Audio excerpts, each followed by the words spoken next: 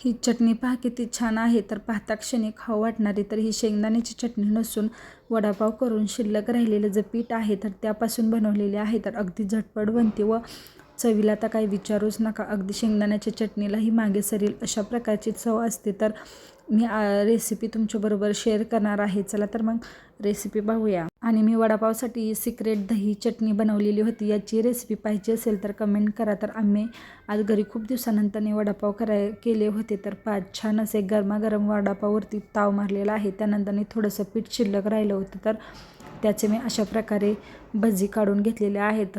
ते छान असे भाजून घ्यायचे. त्यानंतर मिक्सरच्या भांड्यामध्ये घेऊन त्यामध्ये थोडासा लसूण, घरचं कांदा लसूण मसाला व चवीनुसार मीठ, अगदी मीठ थोडं टाका कारण आधी मीठ आहे.